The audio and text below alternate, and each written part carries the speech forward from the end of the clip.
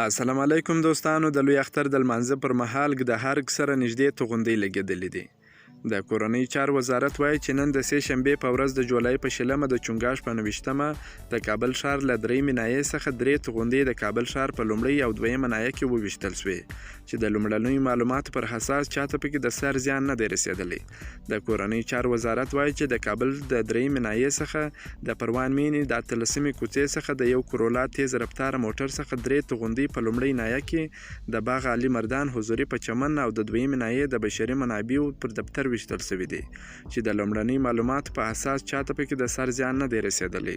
د دغو توغندۍ څخه یوه په ښار کې د لوی اختر د لمونځ د ادا کولو پر مهال د جمهور ریاست ماڼۍ سره نږدې ولګېدل، خو د اختر د لمانځه مراسم یې نه دي ګډوډ کړي.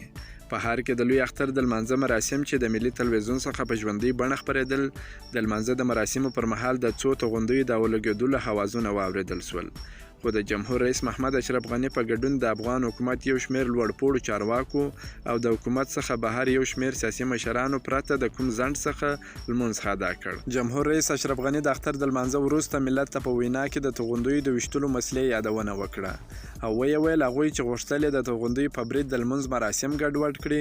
ښاغلي غني وویل دا هیواد په توغندیو نسي نیولی، په یو ملي بهیر کې دې شامل سي، خلکو ته دې قناعت ورکړي، بیا وګورئ چې خلک له تاسو څنګه قهرمانان جوړوي.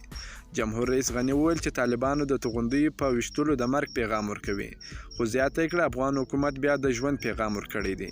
تر اوسه کومې ډلې د دغو توغندیو د ویشتلو مسؤلیت په غاړه نه دی اخیستی. که مو دا ویډیو خوښه سوې ویډیو در سره لایک کړئ، که په دې چینل کې نوي یاست افغان خوشحال یوټیوب چینل هم در سره سبسکرایب کړئ. د نورو تازه معلوماتو لپاره هم زموږ سره اوسئ. تر بلې ویډیو پورې د الله په امان.